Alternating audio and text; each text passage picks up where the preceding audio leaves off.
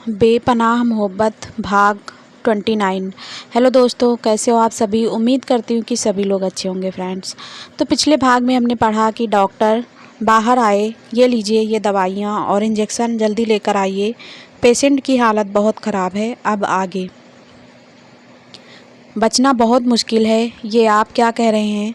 मेरी अहाना को कुछ नहीं हो सकता। आपको डॉक्टर किसने बनाया, इतनी भी समझ नहीं है। वो ठीक है, बस थोड़ी सी चोट लगी है। और क्या क्या बकवास कर रहे हैं ये लोग। सैलजी बहुत सदमे में आ चुकी थी। आदित्य की इस हरकत पर उन्होंने वीर प्रताप जी को डॉक्टर से बात करने को कहा। आदि बेटा, अहाना को गोली लगी है, वो ऑपरेशन रूम में है, खुद को संभालो, सैल आदित्य को समझा रही थी। आदित्य एकदम ध्यान से ऑपरेशन रूम को देखता रहा और ऐसे ही बेंच पे बैठा ही सो चुका था। वीर प्रताप, आदित्य ठीक नहीं है, उसने कल से कुछ नहीं खाया है, सैल जी ने आदित्य को देखते हुए कहा। श्वेता सुबह सबके लिए नाश्ता लेकर आई थी। सैल जी, आप लोग भी थोड़ा थोड़ा खा लीजिए, नहीं तो बीमार हो जाओगे। नहीं श्वेता जी, मुझे भूख नहीं है। पता नहीं अहाना कैसी होगी। सब कुछ ठीक हो जाएगा, सबको संभालना होगा। रोशन दादी को घर लेकर चला गया था। उनकी तबीयत खराब हो गई थी। हॉस्पिटल में आदित्य, वीर प्रताप जी, सैल और श्वेता थे। आदित्य सुबह हड़बड़ाकर उठा था। उसने ज़रूर कोई बुरा सपना देखा था। रात को उसकी ऐसी हालत देखते हुए वीर प्रताप जी ने डॉक्टर से बात की और आदित्य को पानी में नींद की गोली मिलाकर पिला दिया। अगर वो रात को नहीं सोता तो शायद सदमे में चला जाता। अहाना की हालत बहुत ख़राब थी। जो डॉक्टर ने बताया अभी कुछ कहा नहीं जा सकता। वो कब तक होश में आएगी। गोली का जहर पूरे शरीर में फैल चुका था, इसीलिए अहाना के बचने का चांस बहुत कम था। अहाना, आदित्य उठ बैठा था। क्या हुआ आदि बेटा, तू ठीक है ना? सैल जी ने कहा। अहाना कैसी है मॉम? मुझे उससे मिलना है। बेटा डॉक्टर उसका इलाज कर रहे हैं, वो ठीक हो जाएगी। तुम जल्दी से फ्रेश हो जाओ और कुछ खा लो, तुमने कल से कुछ नहीं खाया। बेटा मॉम, मुझे एक बार बस उससे मिलना है, मैं मिल कर आता हूँ। उसने भी तो कल से कुछ नहीं खाया। सर आप अंदर नहीं जा सकते, वहाँ खड़ी नर्स ने अदब से कहा। लेकिन अंदर मेरी अहाना है, मुझे उससे मिलना है। नहीं सर, हम आपको नहीं जाने दे सकते। वो आईसीयू वेंटिलेटर में है, वहाँ कोई नहीं जा सकता डॉक्टर के अलावा। वो ठीक तो है ना? आदित्य की आंखों में नमी तैर गई। सर अभी कुछ नहीं कहा जा सकता, उसकी हालत बहुत ख़राब है। आप यहाँ ग्लास विंडो से उनको देख सकते हैं। हाँ प्लीज़। आदित्य ग्लास विंडो के सामने खड़ा होकर अहाना को देखने लगा। सफ़ेद चादर में लिपटी हुई अहाना मशीनों से घिरी हुई थी। उसके मुंह में ऑक्सीजन लगा हुआ था। आदित्य की आंखों ने जवाब दे दिया। वो रो पड़ा। क्यों मुझे बचाया तुमने? क्यों खुद आगे आ गई? मैं तो ऐसे भी मर रहा हूँ तुम्हारे बिना। आदि बेटे, खुद को संभालो प्लीज़। सामने सैल और वीर प्रताप जी खड़े थे। नहीं डैड, मैं खुद को नहीं संभाल सकता। उसके बिना मैं एक पल जीने के बारे में सोच भी नहीं सकता। डैड वो बीच में आ गई। डैड वो गोली उस विराट ने मुझ पर चलाया था, वो क्यों बीच में आई? डैड क्यों किया उसने ऐसा? आदित्य वीर प्रताप जी के गले लगकर रोता रहा। सैल जी ने सब सुना, उनकी भी आंखें नम हो गई। आदि बेटा, तुम थोड़ा सा खा लो, वरना अहाना के पास कैसे रहोगे? प्लीज़ बेटा। सैल जी आदित्य को खिलाने की कोशिश करती रही। मॉम, मुझे बिल्कुल भूख नहीं है, प्लीज़ ज़बरदस्ती मत कीजिए। मैं कुछ देर अकेला रहना चाहता हूँ प्लीज़। लेकिन आदि। नहीं सैल, कुछ देर उसे अकेला छोड़ दो, वीर प्रताप जी ने दुखी मन से कहा। सैल आदित्य को अकेला नहीं छोड़ना चाहती, लेकिन उन्होंने ऊपर मन से हामी भर दी। आदित्य वहीं विंडो से अहाना को देखता रहा। शाम हो चुकी थी। डॉक्टर हर मुमकिन कोशिश शुरू कर चुके थे, लेकिन उसका कोई रिजल्ट नहीं आया। अहाना बेहोश ही पड़ी थी। तुमने अहाना और आदित्य के साथ ऐसा क्यों किया? विवेक बहुत गुस्से में था। आप नहीं जानते उस आदित्य ने मेरे साथ क्या किया है। सर वो बच गया मेरे हाथों से, नहीं तो अहाना की जगह वो होता।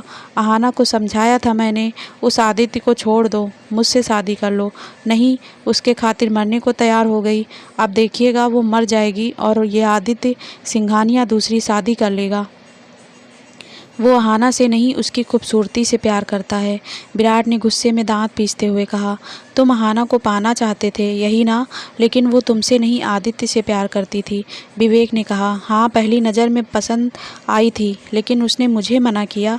मैंने जब उसका हाथ पकड़ा तो पता नहीं वो आदित्य बीच में आ गया और मुझ पर हाथ उठाया।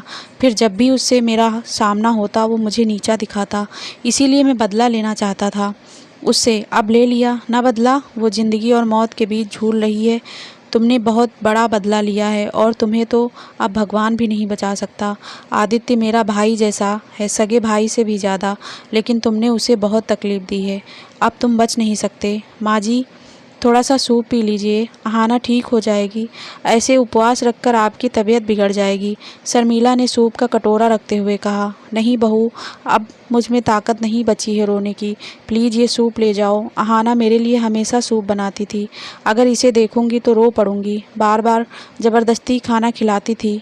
अब मुझे कौन ऐसे खिलाएगा, मेरे लिए चाय बनाएगा? उसे मेरी याद नहीं आती? दादी बोलकर फफक कर रो पड़ी। माँ जी, खुद को संभालिए, सब ठीक हो जाएगा। आदित्य जी ने बहुत बड़े बड़े डॉक्टर को बुलाया है, देखना जल्दी ही अहाना घर आ जाएगी। फिर उसकी शादी भी तो है। आप कमज़ोर हो जाओगी तो डांस कैसे करोगी? शर्मिला की आंखें भी बोलते हुए नम हो गई थी। देखिए ना वीर, शाम हो गई। आदित्य ने कुछ नहीं खाया, प्लीज़ उसे खिलाइए ना, वो बीमार हो जाएगा। मुझसे उसकी ये हालत देखी नहीं जाती। हाँ सैल, तुमने सही कहा, चलो चलते हैं। आदि बेटा चलो, पहले फ्रेश हो जाओ और ये खा लो। नहीं मॉम, मुझे भूख नहीं है। आदि, मैंने और सैल ने भी कुछ नहीं खाया। बेटा, जैसे तुम अहाना से प्यार करते हो हम भी करते हैं। वो बहुत तकलीफ़ में है, लेकिन हम भी हैं बेटा। तुम्हें ऐसी हालत में हम नहीं देख सकते। कम से कम तुम तकलीफ़ तो मत दो। डैड, मॉम, मेरी बात सुनिए। अहाना को होश आने दीजिए, फिर हम साथ में खा लेंगे। आप दोनों खा लीजिए प्लीज़, मैं उसका वेट कर रहा हूँ। बेटा, वो ठीक नहीं है, पता नहीं उसे कब होश आएगा। उसे तो ऐसी हालत में देख ही रहे हैं, लेकिन तुम तो ऐसा मत करो, हमें भी देखो बेटा। वीर प्रताप जी आदित्य के हाथों को पकड़कर रो पड़े। प्लीज़ हमें और मत तोड़ो, हम मर जाएंगे। डैड प्लीज़ ऐसा मत बोलिए डैड। नहीं बोलूँगा, बस तुम खा लो और ख़ुद को स्ट्रॉन्ग बना लो। अहाना उठे तो उसे खूब लड़ाई करना, हमें इतना रुलाया है उसने, मैं भी लड़ाई करूँगा। वीर प्रताप जी रोते हुए मुस्कुरा रहे थे। हाँ, आदित्य ने ज़बरदस्ती थोड़ा सा खाया था, बहुत मुश्किल से उसके गले से खाना उतरा था। उसे बस अहाना की याद आ रही थी। कुछ देर में बाहर से बुलाए गए डॉक्टर आ चुके थे। उन्होंने अहाना का चेकअप किया और उसकी हालत बहुत गंभीर बताई थी। अभी उसके होश में आने के कोई चांस नहीं थे। 4 दिन गुजर गए थे। आदित्य अंदर ही अंदर टूट सा गया था। वो छुप कर रोता, क्योंकि वीर प्रताप जी और सैल जब भी उसे ऐसी हालत में देखते वो बिखर जाते। वीर प्रताप जी की तबीयत भी खराब हो गई थी। उनका शुगर लेवल बहुत गिर गया, जिससे उन्हें भी हॉस्पिटल में भर्ती कराया। क्यों तड़पा रही हो मुझे तुम? प्लीज़ जल्दी से ठीक होकर आ जाओ ना। मैं अब सबको नहीं दिखा सकता, मैं इतना स्ट्रॉन्ग नहीं हूँ। अहाना प्लीज़, अब तुम्हारा आदि जी नहीं पाएगा। आ जाओ आदित्य बेटा, लो खा लो। सैल जी ने एक निवाला खिलाते हुए कहा। नहीं मॉम, मुझे भूख नहीं है, मैं बाद में खा लूँगा। लेकिन आदि, 4 दिन गुजर गए हैं, तुम यहीं हो ना, तो तुम ऑफिस जा रहे हो ना ही घर। बेटा, उसे जब ठीक होना होगा तभी होगी। ऐसे तुम खुद को सज़ा दोगे तो क्या वो जल्दी ठीक हो जाएगी? मॉम, आप ये क्या बोल रही हो? मैं उसे छोड़कर घर और ऑफिस जाऊँ? अहाना से मैं बहुत प्यार करता हूँ, उससे दूर मैं एक पल भी नहीं रह सकता। और आप भूल रही हो, आज वो मुझे बचाने के चक्कर में वहाँ है, वरना आज उसकी जगह पर मैं होता। आदि, ये क्या बोल रहे हो तुम? लीला जी ने आदित्य के कंधे पर हाथ रखते हुए कहा। दादी, आपकी तबीयत ठीक नहीं है, आप यहाँ क्यों आई? बेटा, मैं अहाना और तुम्हें देखने आई हूँ। तुम्हें कितने दिनों से नहीं देखा था। बेटा, ये तुम्हारी माँ है, अपनी माँ को तुम तकलीफ़ में रख रहे हो। उसने भी कितने दिन से अच्छे से खाना नहीं खाया, वो बस रोती रहती है तुम्हें देखकर। दादी, ये सब मेरी वजह से हुआ है। मेरा फ़ोन चोरी हुआ, तभी मुझे अहाना को सब कुछ बताना चाहिए था, लेकिन मुझे फाइल्स देखनी थी, काम करना था। लो, हो गया ना, मैं बहुत बड़ा लापरवाह। आदित्य, ने गुस्से में कहा, आदि, इसमें तुम्हारी कोई गलती नहीं है बेटा, किस्मत का लिखा कोई नहीं टाल सकता। मिस्टर सिंघानिया आपको डॉक्टर कैबिन में बुला रहे हैं, एक नर्स ने आकर कहा। जी, मैं आ रहा हूँ। आदित्य डॉक्टर के कैबिन में गया। मिस्टर सिंघानिया बैठिए, देखिए आज 4 दिन हो चुके हैं अहाना को एडमिट किए, कुछ भी नहीं हो रहा, लेकिन आज हमें कुछ बदलाव नज़र आए। आपने जो रिकॉर्ड करके हमें दिया था वो बहुत काम आया। आपकी आवाज़ सुनते ही वो थोड़ा थोड़ा सा सांस ले रही थी। इनफैक्ट हमने उसकी उंगलियां भी हिलते हुए देखा। तो मैं आज शाम को उनसे आपको मिलवाना चाहता हूँ, शायद कुछ बदलाव आए। Thank you so much doctor, आपको पता नहीं आपने जो बताया उसको सुनकर मैं कितना खुश हूँ। थैंक्स हमारा नहीं आपका हमें करना चाहिए। आप उन्हें बहुत प्यार करते हैं, शायद ही कोई ऐसा इंसान होगा जो इतनी शिद्दत से किसी को चाहे, वरना आजकल लोग किसी के पीछे इतना समय नहीं देते।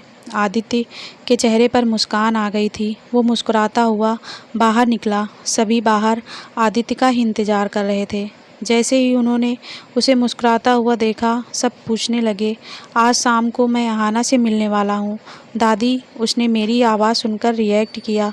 मैं जानता था वो मुझे छोड़कर कभी नहीं जाएगी, वो मुझसे बहुत प्यार करती है।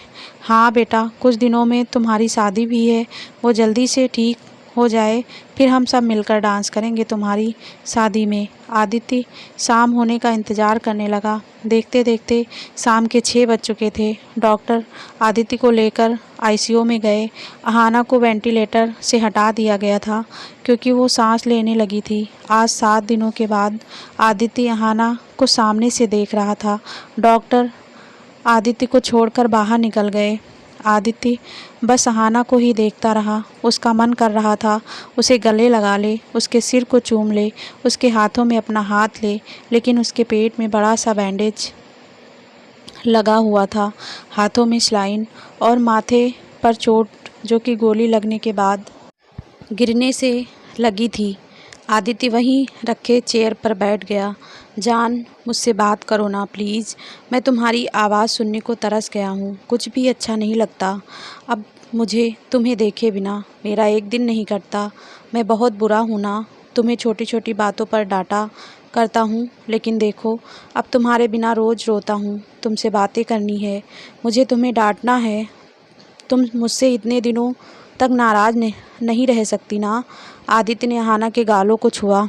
उसके आंखों से आंसू निकलकर अहाना के चेहरे पर आ गए। आदित्य ने अहाना के चेहरे को देखा। आदित्य रोते हुए मुस्कुराने लगा। अहाना, तुम ठीक हो? तुम ठीक हो जान? डॉक्टर, आदित्य ने डॉक्टर को बुलाया। डॉक्टर जल्दी से अंदर आ गए। उन्होंने अहाना को चेक किया। हाँ, आप इनके साथ ज़्यादा से ज़्यादा रहिए, ये ठीक हो रही हैं। आज मैं मान गया, इस दुनिया में प्यार की जगह कोई नहीं ले सकता।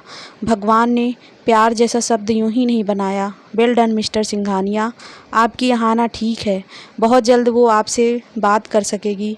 ज़्यादा खून बह जाने के कारण वो कमज़ोर हो गई है, जिसकी वजह से बोल नहीं पा रही, लेकिन हम अब उन्हें जल्दी ठीक करेंगे।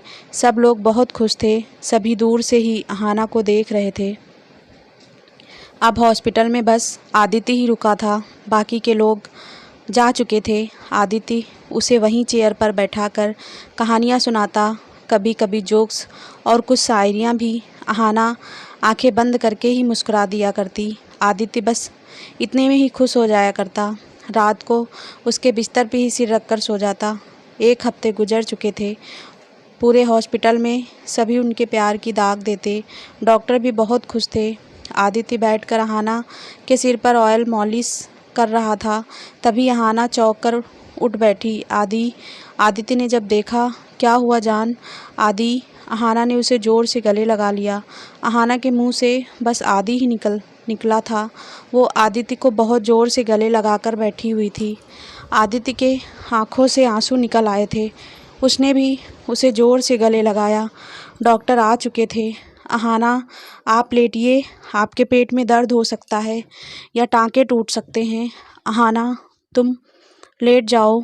आदित्य ने उसे सहारा देकर लेटा दिया। डॉक्टर ने कुछ चेकअप किया। अब आप बिल्कुल ठीक हैं, बस कुछ रिपोर्ट आने बाकी हैं, उसके बाद आप घर जा सकती हैं। पूरी फैमिली आ गई थी, सभी बहुत खुश थे। अहाना को कम बोलने को कहा गया था, सभी उसे बातें कर रहे थे, बदले में वो मुस्कुरा देती। लीला जी ने एक ताबीज़ उसके हाथों में बांध दिया। मेरी बहू को नज़र भी बहुत जल्दी लग जाती है इसके लिए। हाँ, सही कहा आपने लीला जी, शोभा जी ने मुस्कुराकर कहा। मेरी बच्ची ठीक रहे, बस यही भगवान से प्रार्थना करती हूँ। अच्छा बेटा, मैं खाना लेकर आई हूँ, ये लो खा लो। मैंने डॉक्टर से पूछ लिया है, उन्होंने हल्का फुल्का बोला है खाने के लिए। श्वेता ने मुस्कुराकर कहा। दीजिए मुझे ताई जी, मैं उसे खिला दूंगा। आदित्य ने कहा। हाँ बेटा लीजिए, चलिए हम सब बाहर चलते हैं, अहाना को आराम की ज़रूरत है। सभी बाहर आ गए। आदित्य ने एक और अहाना को खिलाया। ठीक है, हाँ आप भी खाइए ना आदि, अहाना ने धीरे से कहा। नहीं पहले तुम खाओ, मैं बाद में खा लूँगा। नहीं, सुबह से आपने भी कुछ नहीं खाया है, मुझे पता है। आदित्य ने एक और खाया, दोनों थोड़ा थोड़ा खा रहे थे और बातें करने लगे। आई लव यू जान, आदित्य ने अहाना के सिर पर किस किया। लव यू टू आदि। अच्छा तुम कुछ देर आराम करो, मैं डॉक्टर से मिलकर आता हूँ। नहीं, अभी मत जाइए ना प्लीज़, मुझे आपके साथ रहना है, आप मुझे छोड़कर कहीं मत जाइए। अच्छा ठीक है, नहीं जाऊँगा। आदित्य उसके सिर को सहलाने लगा। थोड़ी देर में ही अहाना सो गई। आदित्य धीरे से डॉक्टर के कैबिन की तरफ बढ़ गया। हाँ डॉक्टर, कोई चिंता की बात तो नहीं है, आदित्य ने बैठते हुए कहा। मिस्टर सिंघानिया, चिंता की बात तो नहीं है, वो बिल्कुल ठीक है। लेकिन लेकिन क्या डॉक्टर? अहाना को पेट के निचले हिस्से में गोली लगी थी, जिसका जहर पूरे शरीर में फैल गया था।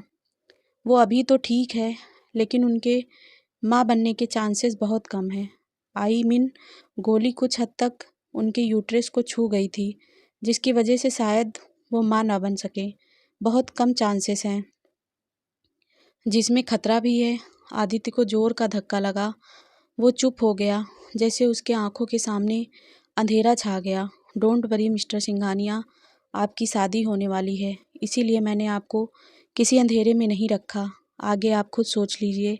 आदित्य ने रिपोर्ट लिया और बाहर आ गया। अगर ये बात किसी को भी पता चली तो बहुत बड़ी प्रॉब्लम हो सकती है, अहाना और ख़ासकर मेरी फैमिली को। तो बिल्कुल नहीं, नहीं, अहाना मुझसे दूर हो जाएगी। आदित्य सोचता हुआ कमरे में दाखिल हुआ। अहाना अभी भी सो रही थी। उसने उसके चेहरे को देखा और चैन की सांस ली। मुझे बस तुम चाहिए और किसी की ज़रूरत नहीं। दूसरे दिन ही डॉक्टर ने अहाना को डिस्चार्ज कर दिया। अहाना चल बिल्कुल नहीं सकती थी, उसे खड़े होने में भी तकलीफ़ हो रही थी। आदित्य गोद में उठाकर उसके घर में इंटर हुआ और नीचे वाले कमरे में ही शिफ्ट हो गई। सभी बातें कर रहे थे, शादी को ज़्यादा दिन नहीं बचे थे, इसीलिए सभी डिस्कस करने में लगे थे। अभी कुछ दिन शादी की डेट बढ़ा देनी चाहिए, रोशन ने कहा। हाँ, हम भी सोच रहे हैं, उसकी तबीयत ठीक हो जाएगी फिर सोचते हैं। नहीं दादी, शादी डेट पर ही होगी।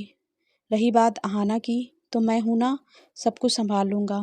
ठीक है, मैं चलता हूँ, आप लोग उसी दिन की तैयारियाँ करो। ठीक है बेटा। आदित्य कार में बैठा, सारे रिपोर्ट्स उसके पास ही थे। वो ये सब सामने आने से पहले अहाना से शादी करना चाहता था, वरना सैल जी अलग ही बखेड़ा लेकर खड़ा कर देती। आदित्य घर आया, फ्रेश हुआ और नीचे आ गया। सभी उसका लंच पे इंतज़ार कर रहे थे। आदि बेटा लंच कर लो। हाँ मॉम। बेटा शादी की डेट के बारे में कुछ सोचा है तुमने? हाँ दादी, शादी उसी दिन होगी, मैंने वहाँ सबको कह दिया है, आप लोगों को बता रहा हूँ। लेकिन आदि, अभी अहाना के साथ इतना बड़ा हादसा हुआ है, इतनी जल्दबाजी ठीक नहीं। बेटा मॉम, मुझे इतनी समझ है, प्लीज़ मैं उसी डेट में शादी करना चाहता हूँ और मैं सब कुछ संभाल लूँगा। ठीक है बेटा, और 10 दिन बाकी हैं, जैसा तुम्हें ठीक लगे। आदित्य बहुत दिनों से ठीक से सोया नहीं था, इसीलिए वो लंच के बाद सो गया। इधर अहाना को बहुत सारी दवाइयाँ खाने को मिली थी, जिसकी वजह से उसे नींद बहुत आती थी। शाम हो चुकी थी। आदित्य ने कॉल किया। दादी ने इधर से रिसीव किया। हेलो दादी। हाँ बेटा बोलिए, अहाना ठीक है ना? उसने कुछ खाया? हाँ बेटा, थोड़ा सा खाया, क्योंकि ढेर सारी दवाइयों से ही उसका पेट भर जाता है। इतनी सारी दवाइयाँ, ऊपर से सुबह शाम इंजेक्शन। हाँ दादी, उसे जल्दी से ठीक होना है ना, इसीलिए। वो है कहाँ? वो बेटा रोहिणी आई है तो रोशन और रोहिणी के साथ गार्डन में बैठी हुई है। हाँ, उसे अपना ख्याल रखने को बोलिएगा। हाँ बेटा, ठीक है, मैं सुबह को मिलने आऊँगा। ठीक है। घर में कुछ लोग आने वाले थे ऑफिस से, इसीलिए आदित्य काम में बिजी हो गया था। अहाना रोहिणी से मिली, फिर आकर उसे दवाई और इंजेक्शन लेने थे। वो कब सो गई पता ही नहीं चला। सुबह हाना की नींद देर से खुली। वो उठी, फ्रेश होकर बेड पर बैठ गई। उसके पेट में दर्द हो रहा था। क्या हुआ? आदित्य ने कहा। आदित्य वहीं बैठ गया। तुम ठीक हो? हाँ मैं ठीक हूँ। आप यहाँ ऑफिस नहीं गए? नहीं, डैड है ना, वो देख लेंगे, मैं तुम्हारे साथ ही रहूँगा। डॉक्टर ने कुछ इम्पोर्टेंट इंजेक्शन दिए हैं जिससे तुम्हारा जख्म जल्दी भर जाएगा। तुमने कुछ खाया? नहीं, दादी ने हाना के लिए खिचड़ी बनाया था, उसने थोड़ा सा खाया और आदित्य ने उसे इंजेक्शन दे दिया। बहुत दर्द हो रहा है क्या? नहीं, बस। लेकिन आदि, मुझे इतनी सारी दवाइयाँ नहीं खानी, अच्छा नहीं लगता। जान, कुछ दिनों की ही बात है, फिर नहीं खानी पड़ेगी। अच्छा चलो, आज हम कहीं बाहर चलते हैं ना? तुम बहुत दिनों से बोर हो गई होगी ना? हाँ, बहुत बोर हो गई हूँ, लेकिन मैं ज़्यादा चल नहीं पाऊँगी। मैं हूँ ना, तुम्हें गोद में उठा लूँगा। आदित्य ने तुरंत उसे गोद में उठा लिया। आदि, दादी घर पर ही हैं। आ गई तो नीचे उतारिए। वो नहीं आएंगी, क्योंकि मैंने उन्हें ताई के घर जाते हुए देखा है। मतलब आप पहले से ही जानते थे? हाँ, इसीलिए तो। ठीक ठीक है, मैं तैयार होकर आती हूँ, तुम खुद से हो जाओगी? आदित्य ने सोचते हुए कहा। क्या मतलब? मतलब ये कि तुम कमज़ोर हो गई हो ना, तो मैं कुछ मदद कर देता हूँ। नहीं, मैं आती हूँ, आप बैठिए। अहाना कमरे में गई। उसने कपड़े चेंज किए। चेंज करते टाइम उसकी नज़र अपने जख्म पर गई। वो अभी पूरी तरह से ठीक नहीं हुए थे। आदित्य कमरे में आया, उसे सोच में गुम देखा। क्या हुआ? तुम गुमसुम क्यों खड़ी हो? आदि, मेरा जख्म अभी ठीक नहीं हुआ है, ठीक हो जाएगा, तुम फिक्र मत करो। लेकिन आदि, लेकिन कुछ नहीं, चलो। आदित्य गहरी सोच में डूब गया। जिस दिन हाना और घर वालों को अहाना के मां ना बनने की बात पता चलेगी, उस दिन क्या होगा? नहीं, मैं किसी को पता नहीं चलने दूंगा। अहाना टूट जाएगी। और डैड, उन्होंने तो कितने ख्वाब सजाए हैं।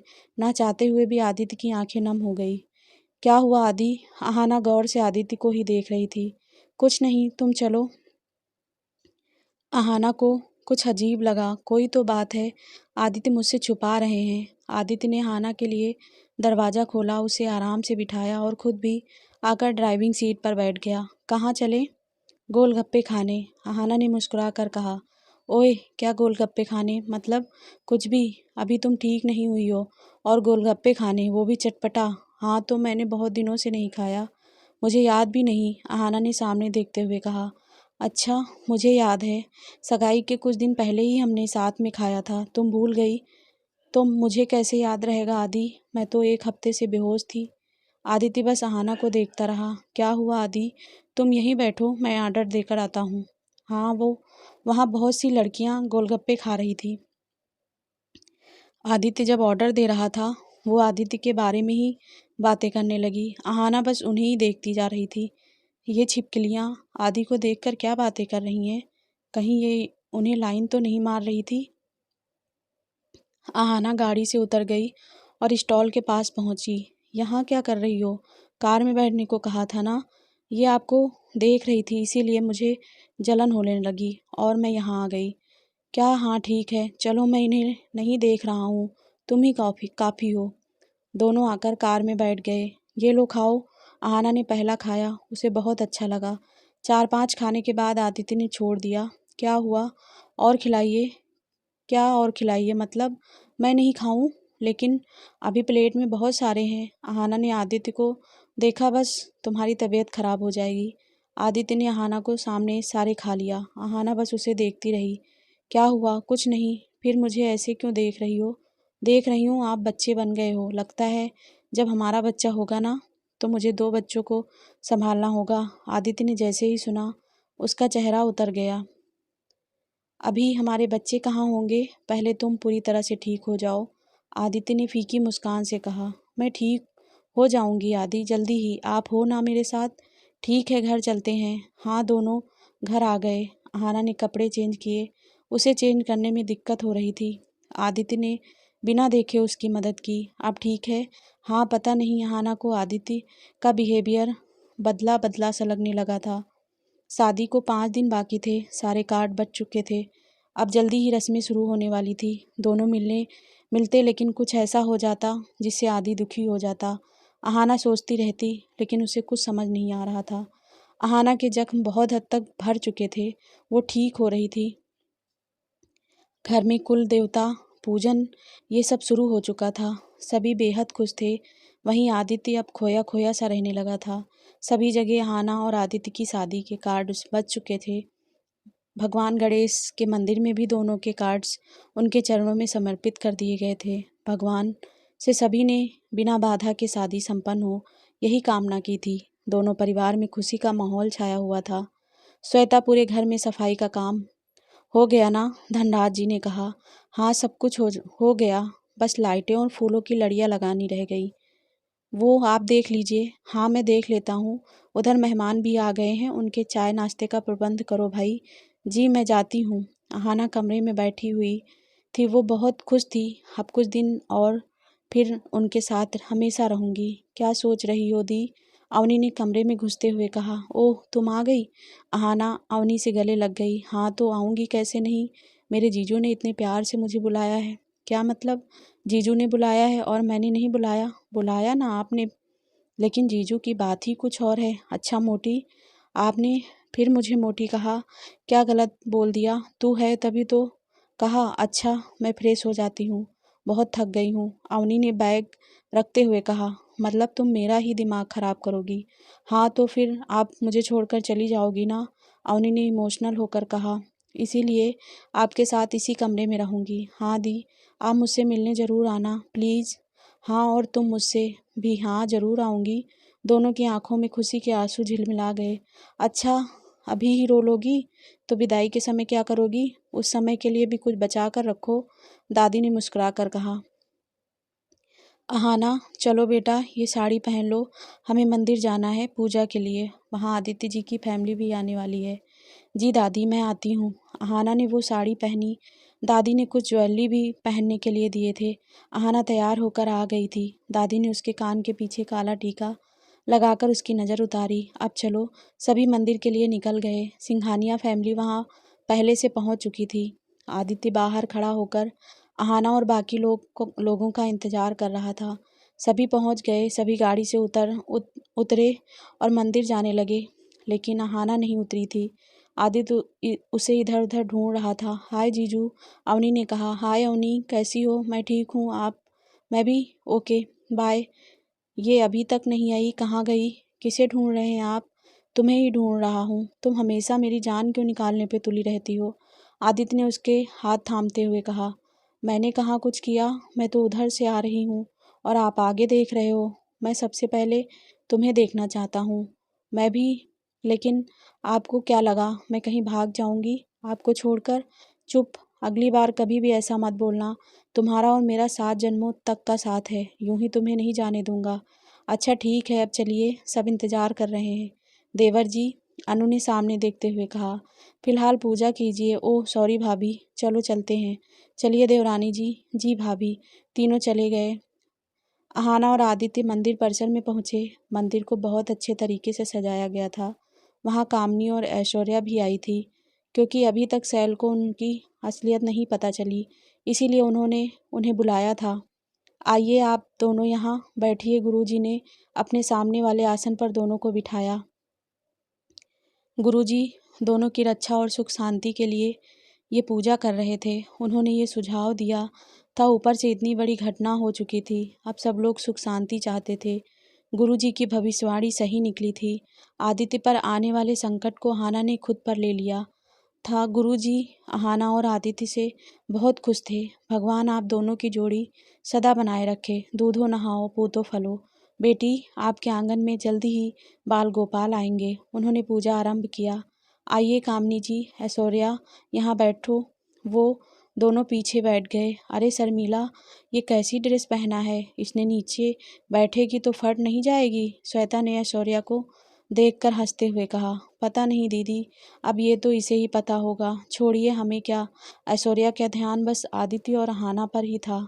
दोनों पूजन करने में मगन थे। गुरुजी ने दोनों के हाथ में रक्षा सूत्र बांधा और अक्षत आदि अग्नि में विसर्जित करके पूजा समाप्त किया।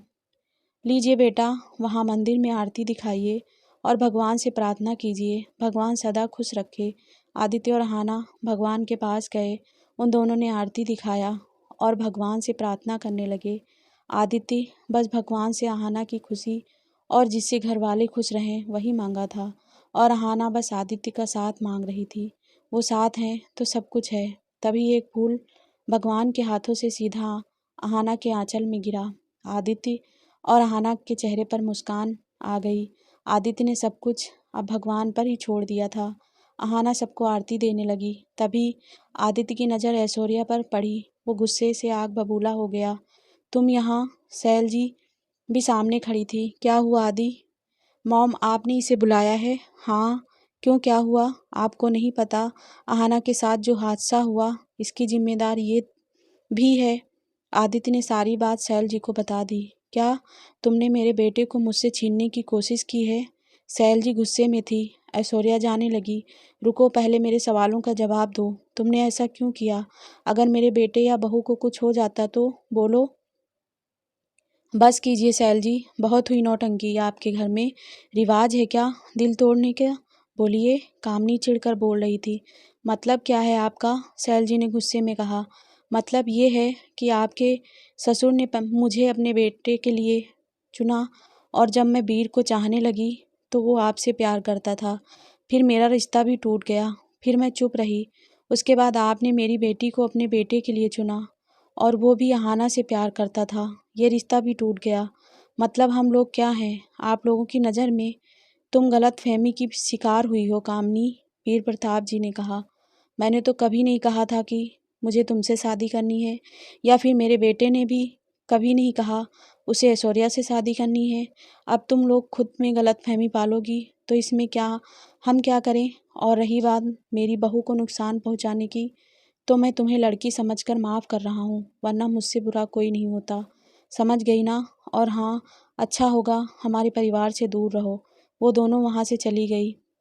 सैल जी रो पड़ी। उन्हें ये सब मालूम नहीं था वो कितनी बड़ी गलती करने वाली थी ऐश्वर्या को अपने घर की बहू बनाकर। चलो, सब हमें ढूंढ रहे होंगे, वीर प्रताप जी ने कहा। हाँ चलिए, चलो बेटा। अहाना और बाकी लोग वहीं बैठकर गुरुजी की बातें सुन रहे थे। सैल को बहुत अच्छा लगा ये सब देखकर। वो मुस्कुराने लगी। हमने कितना गलत समझा अहाना को, जबकि इससे योग्य बहू शायद ही हमें मिल पाती। उन्होंने अहाना को बुलाया और हाथों में अपने पहने हुए कंगन अहाना को पहना दिया। ये लो बेटा, ये हमारा खानदानी कंगन है। मैंने सोचा था तुम शादी करके आओगी तो तुम्हें दूंगी, लेकिन अभी ही तुम्हें पहनाना चाहती हूँ। सभी खुश होकर उन्हें ही देख रहे थे। मॉम, आदित्य ने कहा। हाँ बेटा, एक पिक अपनी बहू के साथ ले लूँ? बदमाश, ले लो, और दूसरे बेटे और बहू के साथ भी ले लो। सभी हंसने लगे। आज आदित्य भी बहुत खुश था। सैल जी ने अहाना को मन से अपना लिया था। शाम होने लगी थी। सभी घर निकलने लगे थे। दादी, मैं अहाना को घर छोड़ दूं? आदित्य ने लीला जी से पूछा। नहीं बदमाश, अब नहीं मिलना है अकेले में, अब शादी के बाद ही। वैसे भी अब दिन ही कितने बचे हैं? दादी, अभी बहुत दिन बचे हैं, प्लीज मिलने जाने दो ना, आदित्य ने रिक्वेस्ट करते हुए कहा। ठीक है, जाओ, लेकिन अहाना की दादी, उन्हें मैं कुछ नहीं बोलूँगी, उन्होंने मना किया तो समझ लेना। ठीक है दादी। आदित्य अहाना के सामने रुक गया। चलो, मैं तुम्हें छोड़ दूँगा, लेकिन दादी ने मना किया है अब मिलने से। मैं भी आपसे मिलने ही जा रही थी। क्या? हाँ, लेकिन अभी शादी को दिन बचे हैं, तो क्या सब हम नहीं मिलेंगे? पता नहीं, उन्होंने तो यही कहा, शादी के बाद मिलना। अहाना, चलो बेटा, दादी ने आवाज़ लगाया। ठीक है आदि, मैं जाऊँ? अहाना ने मासूम चेहरा बनाकर कहा। मुझे तड़पाने का जिम्मा दोनों दादियों ने ले लिया है। दोनों ने प्लान बनाया है, लेकिन मैं भी उनका पोता हूँ। रात को जाऊंगा चुपके से, बालकनी के सहारे। सभी घर पहुँचे। सबने खाना खाया, बातचीत की और सोने चले गए। अहाना और अवनी एक ही कमरे में थी। अहाना खिड़कियां बंद कर रही थी क्योंकि ठंड बढ़ गई थी। तो दोस्तों ये पार्ट यहीं समाप्त होता है और नेक्स्ट पार्ट जल्द ही चैनल पर अपलोड होगा। ये पार्ट थोड़ा देर में अपलोड कर रही हूँ, इसलिए माफ़